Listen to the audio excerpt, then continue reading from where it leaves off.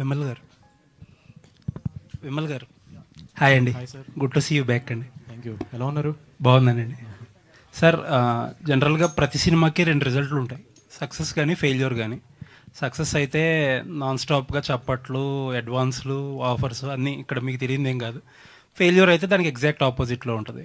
But మీ కేసే చాలా typical case. Success ఒక ఐకానిక్ ఫిల్మ్ అన్నట్టు, ఒక రకంగా చెప్పాలంటే హీరో కెరీర్ మారిపోయింది, లీగ్ మారిపోయింది.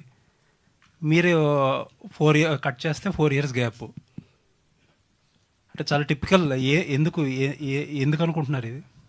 ఏమో సార్, నాకు అంటే మీరు అన్నట్టు నా క్యారెక్టర్ లాగే నా లైఫ్ కూడా కొంచెం టిపికల్గా ఉంటుందేమో.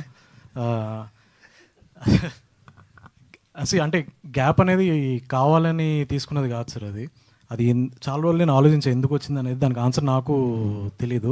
బట్ ఒకటైతే నేను క్లియర్గా చెప్పగలను సార్, డీజే టిల్లు అన్న సినిమా ఒక హానెస్ట్గా చెప్పాలంటే ఒక ఐకానిక్ క్యారెక్టర్ లాగా అది నించుంది అక్కడ.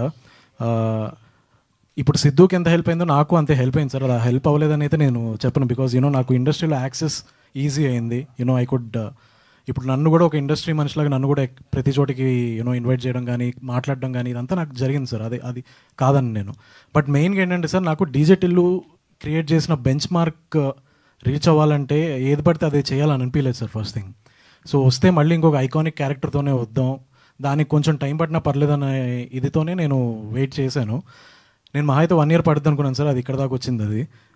But I'm so happy no, ఇప్పుడు ఇలాంటి ఒక ఐకానిక్ క్యారెక్టర్తో మళ్ళీ వస్తున్నాను. డీజే టిల్లు సినిమా క్యారెక్టర్ ఎంత యాక్సెప్ట్ చేశారో ఈ సినిమా కూడా అంతే లెవెల్లో కనెక్ట్ అవుతుంది, ఇంకా అంతకంటే ఎక్కువ వద్దనేది నా నమ్మకం సార్. ఇప్పుడు అంటే జనరల్గా ఈ డిస్కషన్ ఇదే క్వశ్చన్ నేను సిద్ధు గారిని కూడా అడిగా. కొంతమంది హీరోలు ఒక 2-3 ఉంటారు ఇండస్ట్రీలో, వాళ్ళతో పనిచేసినప్పుడు అంటే క్లోజ్డ్ డోర్స్లో ఎవరు క్రెడిట్ ఎంత అనేది ఎవరో చెప్పలేరు. ఆబ్వియస్లీ సినిమా అనేది ఒక టీం వర్క్.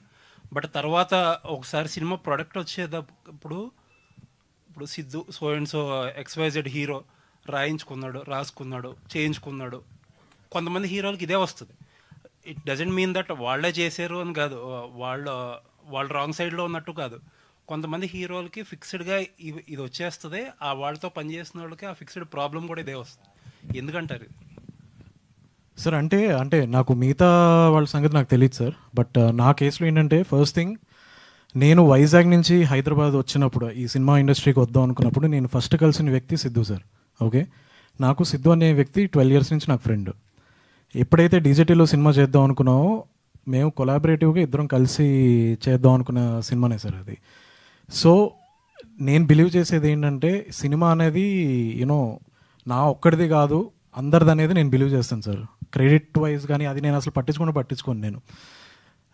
అండ్ టిల్లు విషయంలో మాత్రం వాట్ ఎవర్, నేను చాలా బయట విన్నాను సార్. మీరు ఇప్పుడు చెప్పినట్టు చాలా రకరకాలుగా నడిచింది. బట్ నేను ఏ రోజు కూడా మీ ఇద్దరం అసలు అది పట్టించుకోలేదు.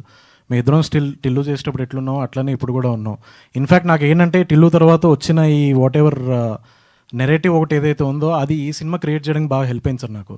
ఎందుకంటే మధ్యలో చాలామంది చాలా అనుమానాలు ఉండే, విమల్ ఏమైపోయాడు, ఇండస్ట్రీ వదిలేసి వెళ్ళిపోయాడా, ఇట్లా రకరకాలు విన్నాను నేను. సో నాకు అనిపించింది, వై నాట్, ఇన్ని అనుమానాలు ఉన్నప్పుడు అనుమానం మీద ఒక సినిమా తీద్దామని అనిపించింది. సో అది ఆ విధంగా నాకు హెల్ప్ అయిందని నేను అనుకుంటున్నాను. అంటే ఏదైనా సరే ఒక పాజిటివ్ స్ట్రైల్లో తీసుకోవాలి సార్, ఎందుకు ఈ నెగిటివిటీ అన్నది నా ఫీలింగ్ సార్. అంటే టిల్లు స్క్వేర్ మీరు చేసుకుంటే ఇది నెరేటివ్ వచ్చేది కాదేమో అని కొంతమంది ఫీలింగ్. అంటే నాకు ఫస్ట్ థింగ్ సీక్వెల్స్ మీద అంత ఇంట్రెస్ట్ లేదు సార్ ఆనెస్ట్గా. నాకు ఏంటంటే కొత్త క్యారెక్టర్ క్రియేట్ చేయాలనే ఉండింది. అంతకంటే నేను అది సిద్ధుకు కూడా నేను ఓపెన్గా సిద్ధు టిల్లు చేసినప్పటి నుంచే తెలుసు సార్ సిద్ధుకి. సో అది ఎప్పుడూ అసలు ప్రాబ్లమే కాదు సార్ మా ఇద్దరి మధ్యన, అసలు ఎవరు ప్రాబ్లమే లేదు సార్. అది క్రియేట్ అయింది, ఎట్లా క్రియేట్ అయిందో నాకు అర్థం కావట్లేదు. అది నీకేమైనా తెలుసు అది ఎట్లా క్రియేట్ అయిందో? జోక్ అసలు ఏం లేదు, నాకు పర్సనల్గా ఎదురు తెలుసు. నథింగ్ అండి. ఎనీవేస్, ఆల్ ది బెస్ట్ అండి. Thank you so much. నేను 3 ఏళ్ళ నుంచి మీరు క్వశ్చన్ అడుగుతారని వెయిట్ చేశాను, అది ఫైనల్గా ఈరోజు ఫుల్ఫిల్ అయింది. కుదిరింది. అవును. యా, ఈసారి పెద్ద ఎక్కువ